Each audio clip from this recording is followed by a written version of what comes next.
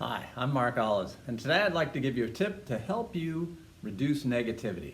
Now first I'm going to tell you a story about my son.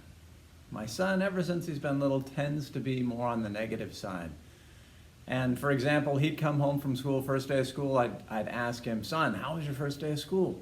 And he'd say, "Dad, it sucked. I didn't like, 6 of my 7 teachers, and I didn't like the kids in my class, and this and that." And I'd just shake my head and say, "Son, if you don't like 6 of the 7 teachers, it's more your problem than their problem. So what I want you to do is, tomorrow, I want you to go back to school and I want you to find 3 positive things to tell me about each of those teachers. And then tell me how you feel about those people."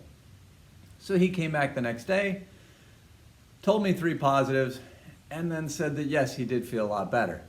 And so what happened is, and what I made him do here is, humans are all naturally wired up to look for problems, and some people are more efficient at it than others. Some people tend to dwell on it and stay in that problem area. And that's what my son was doing. He was focusing on looking for problems and then just fixating on those problems and blowing this up in his mind. So what I did is I had him look for positives.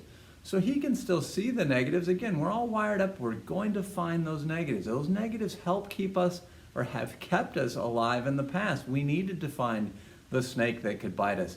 We needed to look for the cougar or the saber-toothed tiger or whatever. So we have to look for problems, but we don't have to stay there, and we don't have to make this the biggest part of our life. So we have to also look for positives. And this does take some effort. So when I challenged him to look for 3 positive things, it got him out of negative mode, and he had to then say, okay, those are the negatives, but now where are the positives at? So he found them. And I made him do this day after day until I conditioned him to start looking for positives in his day, and that helps to balance him better. And you can do the same thing. So if you want to improve your happiness and reduce your negativity, just challenge yourself with, today I'm going to find 3 positive things. Doesn't have to be a person, doesn't have to be anything in particular. Just look for 3 positive things that happened today. When you start doing that, you'll find that it'll help your brain to start tuning into better things, and you should see your happiness improve from there. And again, after a while, this will become a habit, and you'll find that, hey, things just look better, and you're not focusing as much on negativity all the time, and that should help improve your life. I hope this helps you out. Thanks.